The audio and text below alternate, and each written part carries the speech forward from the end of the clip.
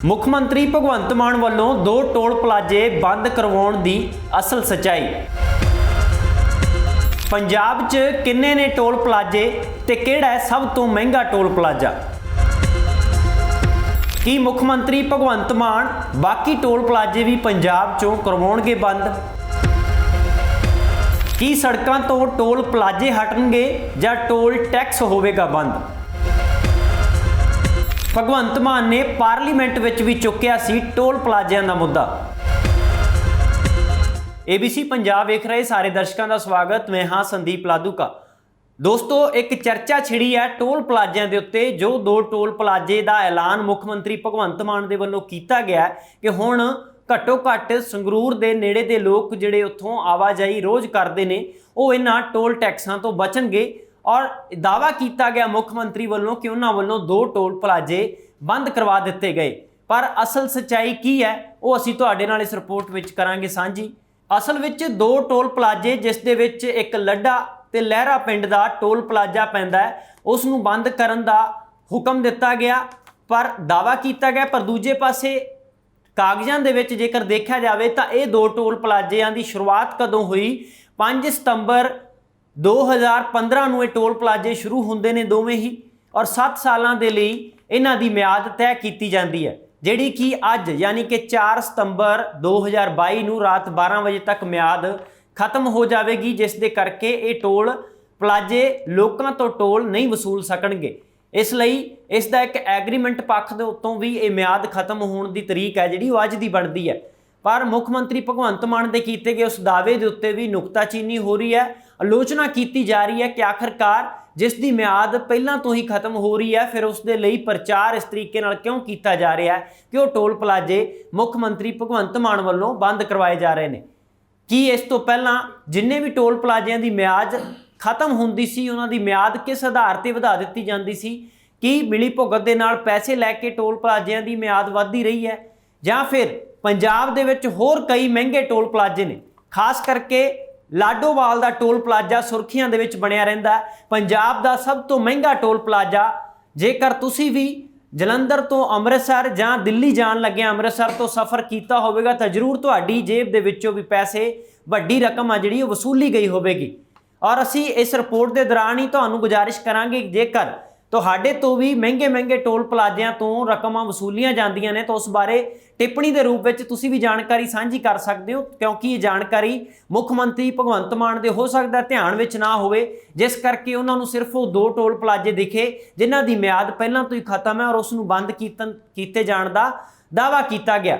ਪੰਜਾਬ ਦੇ ਵਿੱਚ ਹੋਰ ਵੀ ਟੋਲ ਪਲਾਜ਼ੇ ਨੇ हरेक जिले दे विच, खास करके नितिन गडकरी जिहड़े कि केंद्रीय मंत्री ने इसे महकमे के मंत्री, उन्होंने पिछले सैशन दे विच पार्लीमेंट दे विच भी दावा किया कि टोल प्लाजे सड़कों ते हुण नहीं होणगे।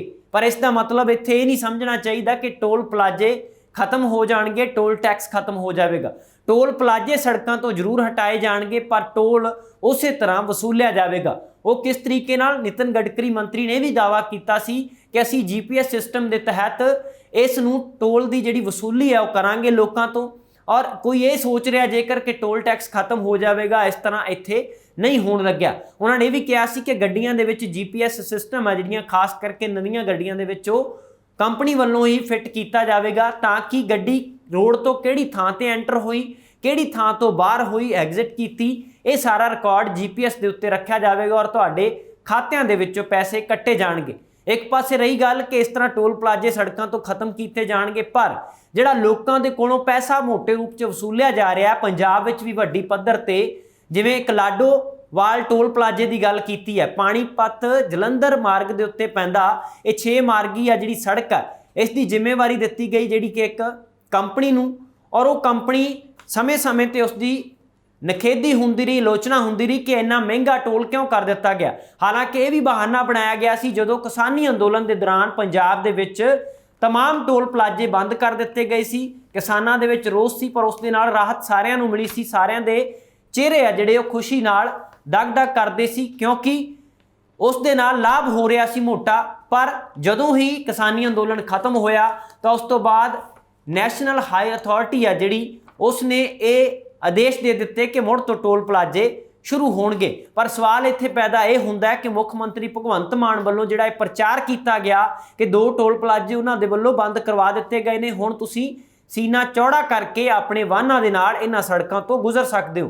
पर सवाल इत्थे यह है कि की मुख मंत्री भगवंत मान कोल ये भी ताकत है जां ये भी जरूरत है कि वह पंजाब के बाकी टोल प्लाजे भी छेती ही बंद करवाउणगे। जेकर वो बंद करवाउण की ताकत नहीं रखते तो फिर जिन्हां दी म्याद पहलां तो ही खत्म हो रही है उस दे लई उन्हां नूं प्रचार करन तो गुरेज करना चाहिए कि वो टोल प्लाजे उन्हां दे वल्लों बंद करवाए गए ने।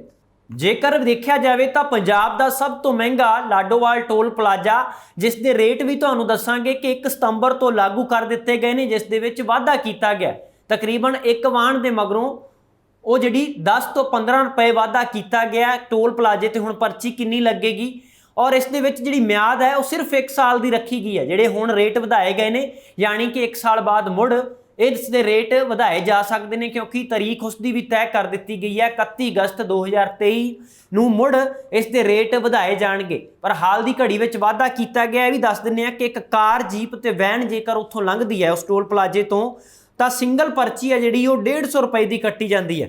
जेकर रिटर्न जर्नी की गल करिए यानी कि आवाजाई आउण जाण की पर्ची है जी 225 रुपए च कट्टी जाती है। मंथली पास जेकर किसी ने कार जीप या वैन वाले ने बनवाना है तो उसकी रकम 4505 रुपए बनती है।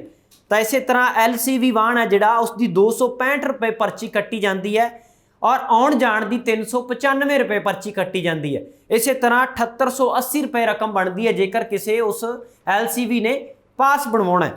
तो बस या ट्रक जेकर उत्थों गुजरना होवे तो उत्थे 525 रुपए की एक समय की पर्ची उत्थे लगती है। मोटा टोल बस ते ट्रक तो भी वसूलिया जाता है तो 790 रुपए आउण जाण दे कट्टे जाते हैं। तो 1576 रुपए का पास बनता है जेकर बस या ट्रक वाले ने बनवाना होवे। इस तरह गल करिए जिहड़े 3XL व्हीकल ने तो 845 रुपए की पर्ची एक समय की लाडोवाल टोल प्लाजे ते कट्टी जाती है। 1265 रुपए की आउण जाण की पर्ची कट्टी जाती है जिस दे नाल 25,335 रुपए का पास है जिहड़ा वो बनवाया जा सकता है। इस तरह 4 तो 6XL जिहड़ा वाहन है उसका 845 रुपए एक समय की पर्ची कट्टी जाती है तो 1265 रुपए उस तो वसूले जाते हैं। उसी तरह 25,335 रुपए का उसका पास बनाया जाता है। इस तरह ही HCM ते EME वाहन जेकर उत्थों गुजरना हो यानी कि ट्राले ने जिहड़े वड्डे वड्डे तो 845 रुपए उसकी भी पर्ची कट्टी जाती है तो 1265 रुपए आउण जाण की पर्ची। इस तरह 25,000 तो वध दा रकम है जिहड़ी उसका पास बनवाउण तो वसूली जाती है। तो ये वो टोल प्लाजे दीयां वड्डियां रकमां ने जिहड़ियां रोज़ाना ही इकट्ठियां कीतियां जांदे ने।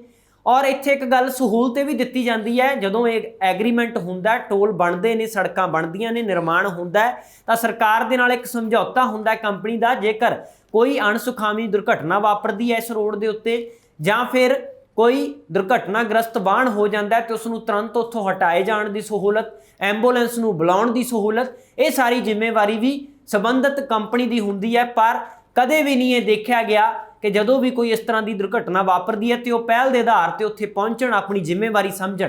तो इस तरह दीयां गल्लां सामने आउंदियां ने। कहण दा भाव है कि पंजाब के लोग होण जाए बाहरले लोग पंजाब दे विच आउंदे ने आउण जाण ते उन्हां दी मोटे तौर पर वसूली हुंदी है और उन्हां दी जेब ते वड्डा डाका मारिया जांदा है। और लाडोवाल टोल प्लाजा नूं बंद करवाउण दे लई पहलां MP रवनीत बिट्टू भारत भूषण आशू ते इस तो इलावा सिमरजीत बैंस ते होर तमाम लीडर भी और स्थानक लोग भी समय समय ते इस दे खिलाफ बोलते रहे। पर जिहड़े लीडरां ने उत्थे टोल प्लाजियां ते धरना मुजाहरा किया कि इन्ना महंगा टोल प्लाजा क्यों है क्योंकि उन्होंने भी वो रूट पैंदा। तो आखिरकार वो समझौता क्यों होया किहड़ी गल ते होया कि उस तो बाद उत्थे किसी ने भी आलोचना नहीं की। आखिरकार उस ते मेहर भरिया हत्थ किसदा और सरकार दे नाल की समझौता होया कि उस टोल प्लाजे दे उत्ते लगातार रकम दे विच वाधा हो रहा ते लोकां दी जेब दे विच कटौती की जा रही है डाका मारिया जा रहा है। तो हुण मुख मंत्री भगवंत मान की जिम्मेवारी ये बनती है कि जिथे उन्होंने दावा किया है कि जिहड़ी म्याद होए खत्म होई वाले टोल प्लाजे बंद करवाए गए हुण वो पंजाब के बाकी टोल प्लाजे कदों बंद करवाउणगे ये खुशखबरी कदों सामने आउंदी है ये तय करनगे मुख मंत्री भगवंत मान। फिलहाल इस रिपोर्ट में इन्ना ही।